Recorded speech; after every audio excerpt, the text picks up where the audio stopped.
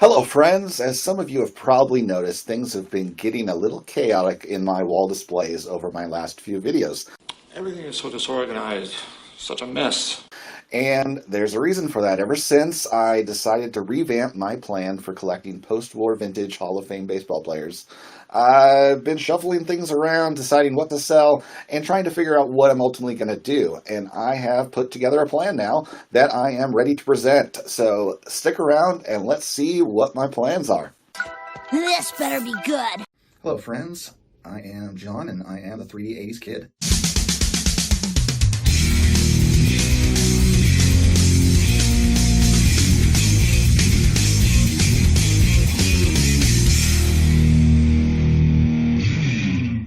Ultimately, all along, I've been going along a pathway of collecting one card, at least, of every single Hall of Fame player. So not managers or other contributors, but players. And as part of that, I was doing a lot of collecting of players within some of my favorite sets, which I started out down the path of 1960 Topps.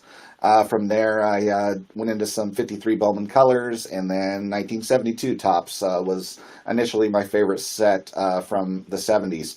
And after staring at those cards that I was collecting a long time, almost checking off every post-war vintage player that I at least had on my list at that point, I was almost done. I had 3 check marks left, but something just kept itching at me that Maybe you should have it checked by a doctor. Oh, it wasn't quite right. I wasn't happy with some of the cards on the wall visually, and I wanted to do something different. And now I am still going down the path of a single card per player. I'm still not going with rookie cards. Sorry, Dylan. But I do have a plan, and it's going to have a selection of cards from every major set. All right, he's good. Let's take a look. I put together a slideshow to share with you. All right, my post-war Hall of Fame targets by 3D 80s Kid. It harkens back when you were forced to do displays for school here, doesn't it?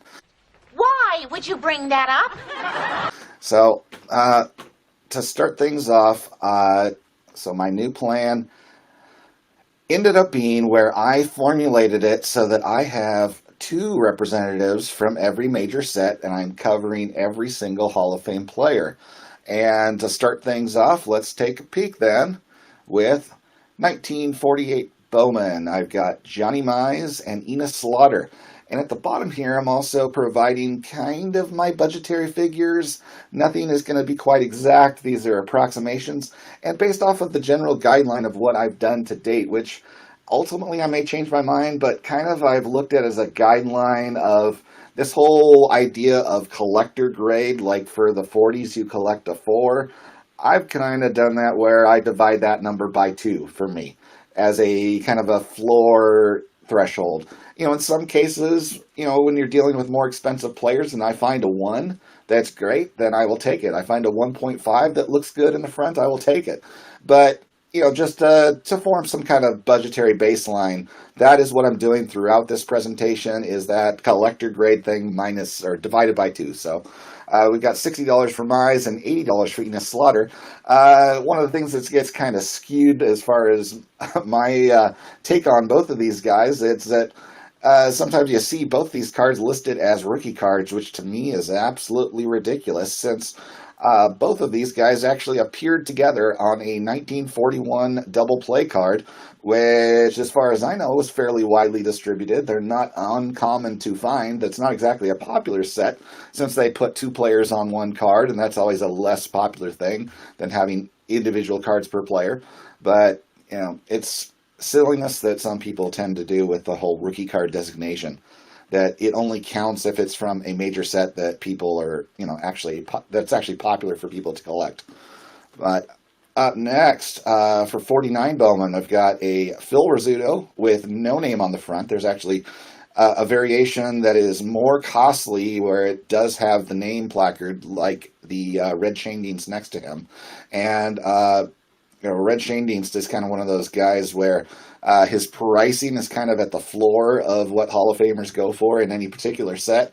So that's what I'm finding there generally with Red Schoendienst pricing. So up next, I've got 49 Leaf, and I'm going for a Joe Gordon, and that is to go right alongside the card I already have, which is this really nice looking one of Bobby Doerr that, if you can look really closely at it, has quite a few surface wrinkles. But since I don't generally look at my cards that closely, as I love them on my wall display, I am very happy with this copy.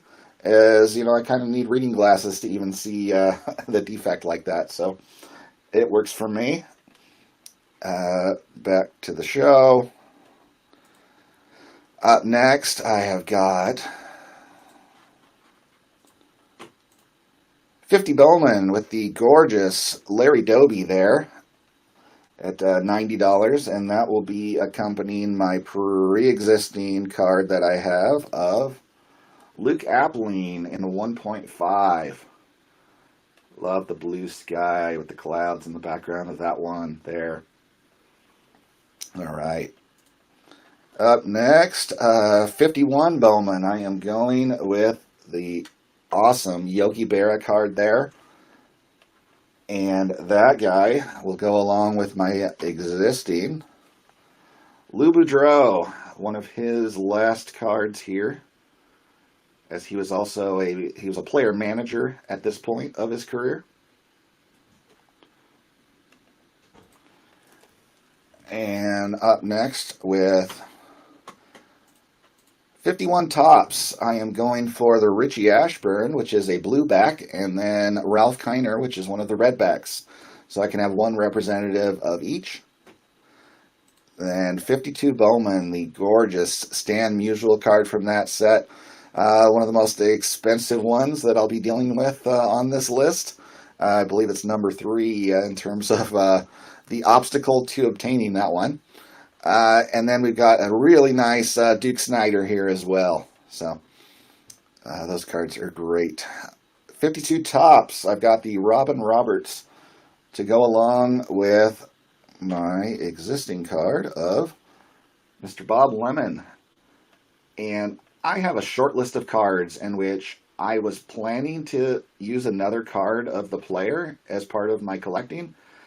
And this would be one of those cards where I saw it and I changed my plan because I just love the look of this card. I mean, something about it, it was just striking to me. So, loving that one. All right. Up next. Well, that's actually up next is going to be.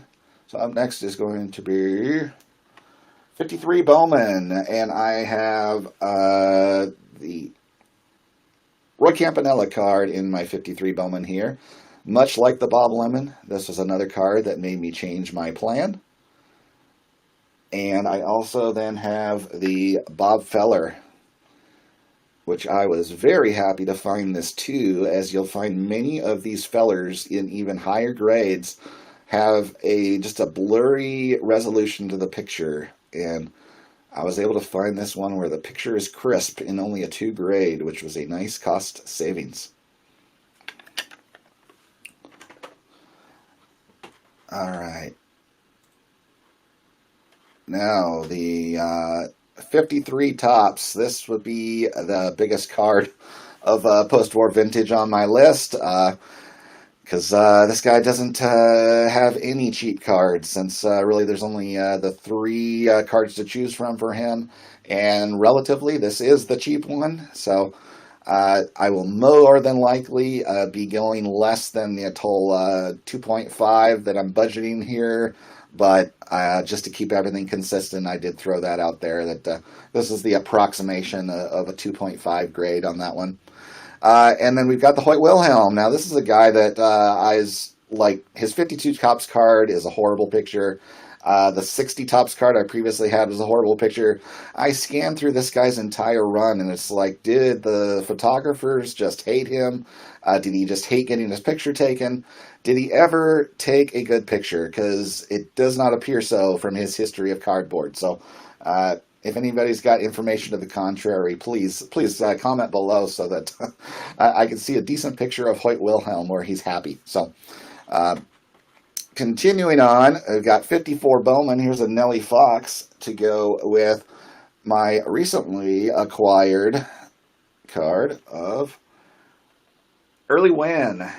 And this guy went for all of $22 in an auction from Hoodies Collectibles, which is local to me, and I did local pickup on that guy and did not pay anything for shipping. So, happy to add this one to the wall.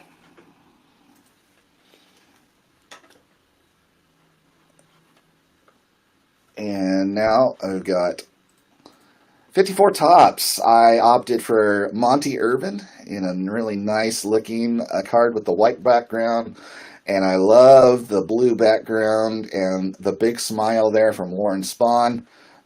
Be happy to add those cards. And now a bonus card from 1954 that's part of my run of Hall of Famers is actually this 1954 Red Heart of George Kell, which I still need to cross over because I don't really know how good it looks since it's got that inner sleeve that makes everything dingy and cloudy. But I'm guessing this 5.5 should cross to at least an SGC4 because it does look pretty nice, what I can see of the card. So there we go. Up next, we've got 55 Bowman, and there we go. Shout out to Hodges 1455 as part of my decision of choosing the Gil Hodges from this set was you, sir. So then we got Mini Minoso. I also wanted to try to get representatives from both the wood grain styles, so I'd have both of those going. But up next, 55 Tops. There is another big boy there with the Jackie Robinson. I love this one. Love that yellow background, and just can't wait to when I am able to put this card on my wall. And it'll go right alongside this other card from the set, which would be a Hal Newhouser, which has got at least, yes, it's the same yellow background. I love them though. And this one is kind of mirrored, so the close-up portrait is on the other side compared to the Jackie. All right.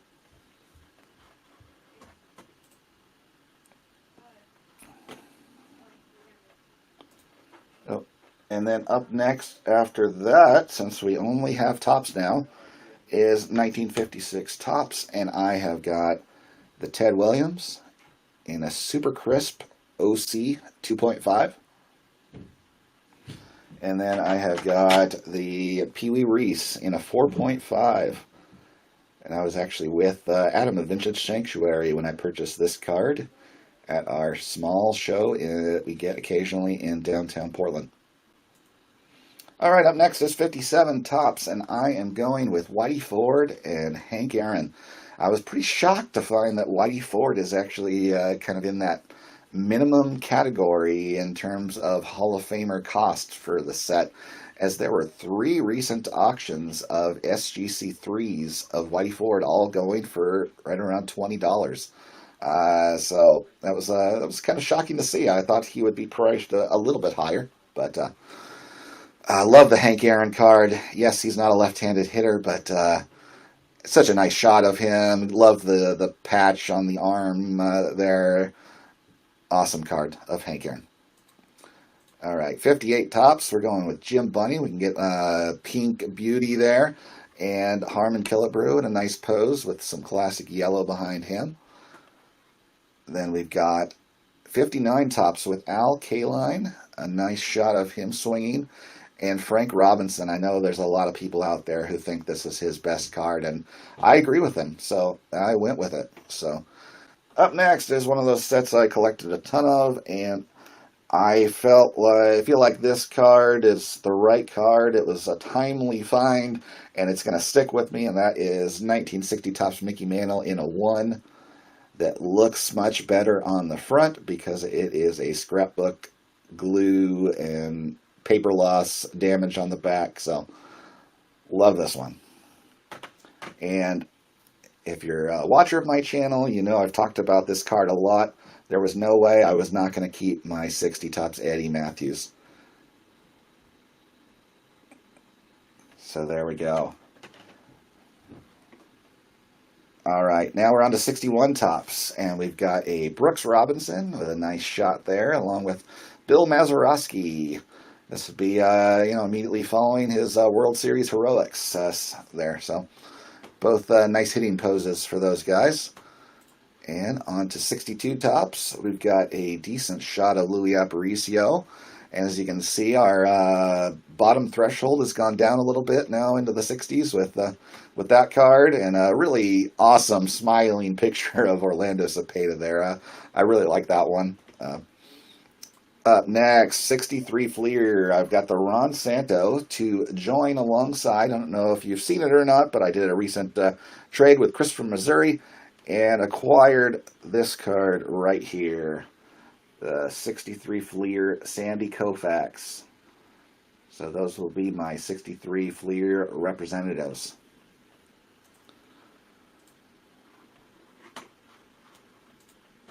All right, 63 Topps. I've got Jim Cott with a nice classic holding up the arms like he's starting a wind-up pose.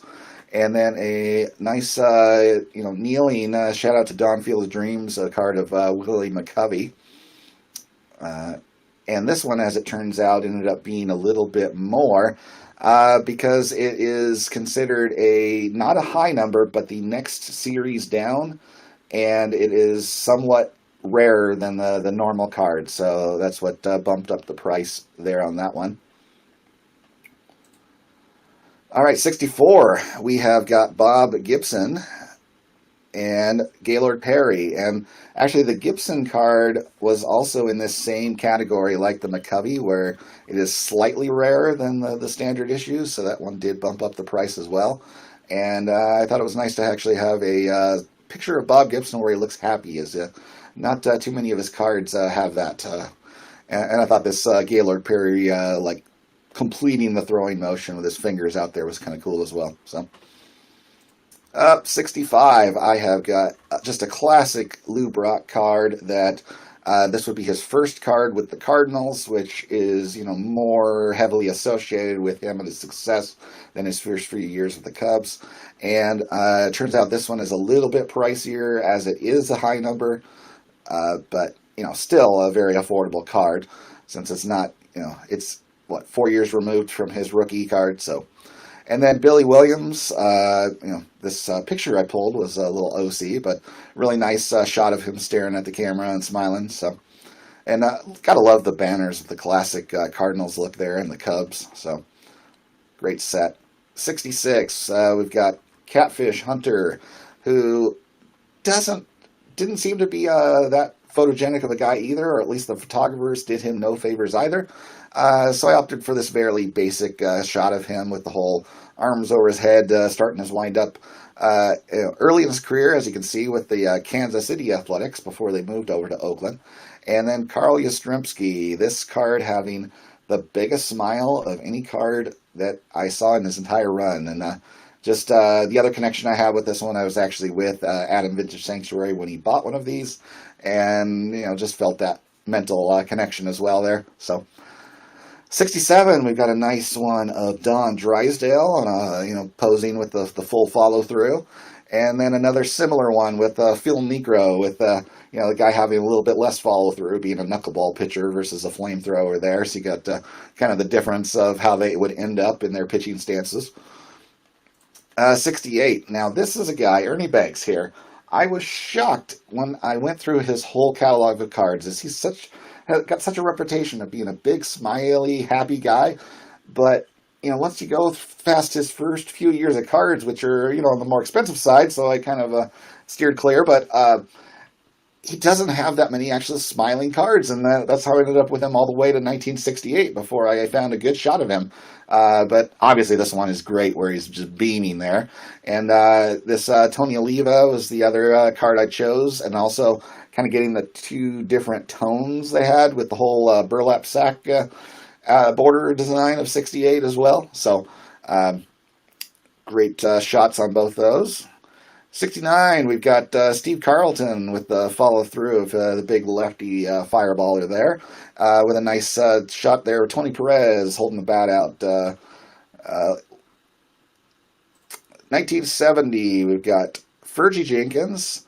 It's kind of hard to find a decent card of him, and honestly, with the lower tier Hall of Famers, wasn't as big of a priority for me either. But I thought this was a decent shot of him. So a young Fergie Jenkins there, and Don Sutton with a throwing motion there as well. Nice card.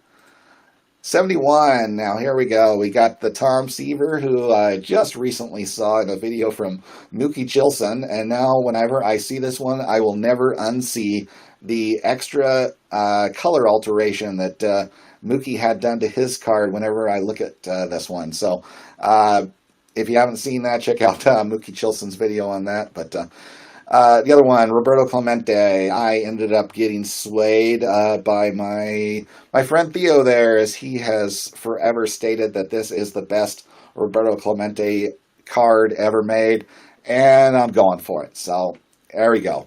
Shout out to Theo, Clemente collector. All right, for 1972 tops, I decided to keep then my Willie Stargell, as I love the photo of him smiling and looking at the camera. And this one I found is just so sharp and crisp and vibrant with the colors that I love it. So it's a keeper. And to go alongside with it, I've got a card that I have not yet graded. This classic Nolan Ryan 72, which will look great once I get it fully outfitted. So there are my 72 representatives. All right, on to 73. So we've got Rod Carew with a little fielding pose for the cameraman. And then Jim Palmer with a wind-up action shot here. So a couple of nice-looking cards. And 74, I had to get that high leg kick card of Juan Marshall. Such a classic there with that one. He had such a unique-looking wind-up, and full form was just, no one else looked quite like him. And then we've got Joe Morgan setting the table for the big red machine here. Looks like he just hit a ball and he's going to take off, and clearly he's going to make it on base, because that guy was one of the best second basemen of all time. So, all right, 1975 tops. I went with the Johnny Bench there in the catcher crouch. Love the colors of that card with the red and the yellow. And then I opted for a very unique photo in Topps history there with that Burt Blyleven blowing the bubble in the dugout. And the color matching of the border with the uniform of the Twins at the time was really nice on that card. Just a really great aesthetic there.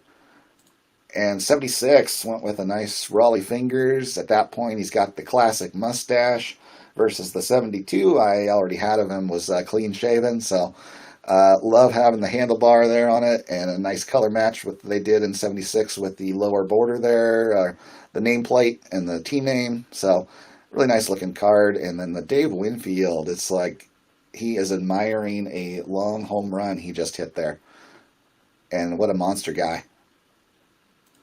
All right, 77, a great action shot with Carlton Fisk there at the plate with Willie Randolph sliding home. One of a list of second basemen I'd say should have gotten more Hall of Fame consideration, if not being in there. Probably preceded by Bobby Grich and Lou Whitaker. But and then a nice shot of Mike Schmidt where he's looking at the cameraman and eyes right on the camera. So love that one. 78, the classic New York Reggie card. Let's put some mustard on that hot dog. He was just like Mr. Cool. He said it himself. He was the straw that stirred the drink. Such a classic shot there with his shades and a big swing. I mean, you can't tell the difference if he hit a home run there or if the ball went right by him. He always just had that monster swing. And then we got a nice Ted Simmons card with where he's got a good smile with the camera, and then in his catcher's gear as well. So that's a great shot of him. 79, we got Rich Gossage, where he is just flying off the mound, throwing a prime fastball, I'm sure. And then George Brett. Well, this, some might not think this is the best card to pick of George Brett. That's, not his rookie. I'm not collecting rookies, sorry. But it just struck me here. That ready pose he's in where, he's in the cleats and the uniform there and he's leaning over. He's got the glove ready. He's ready to go. It just struck me with memories of being an infielder through my time playing baseball, which was short. I was not great. But, I was done with the, Colt League or whatever, right after Little League. Wasn't good enough to play high school or anything. But you would get into that stance so many times for so many pitches with so few percentage-wise of it actually resulting in something where you actually had to make a play. So you just kept getting into that stance over and over and over, just waiting for your moment. So, that's kind of the memory it struck in me. I can smell the smells. I can, see the sights. So when I look at that card, it just brings those memories back. So 1980, I have got Gary Carter with a pile of dust after he tagged a guy out. I don't know, from the looks on his face, he might have been called safe there, but at least he tried to get that guy out. And then Jim Rice about to unload on a pitch. You can see him all tensed up. He is about to swing there and possibly hit that ball a ton. So there we go. That is my run of now vintage Hall of Famers. It ends up being a grand total here of 65 cards I need to acquire, and my approximated budget total is $3,390. I mean, this is just guesstimating. It could shift up or down. I'm sure in a lot of these cases I'll actually end up getting higher grades because the price differential is so low. But it's a case where I could reasonably, if I focused on nothing but this, I could reasonably get it done within a year and a half to 2 years.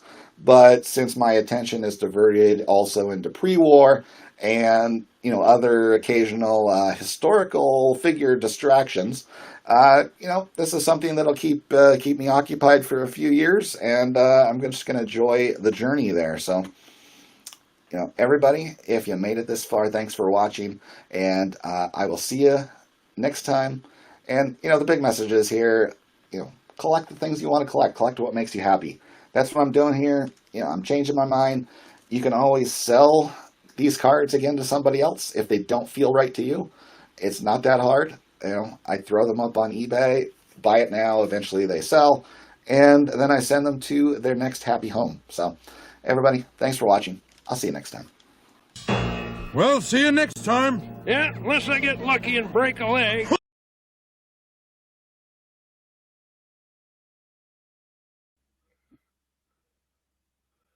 Oh man, John. Honey, looks like I'm gonna need more colored tape.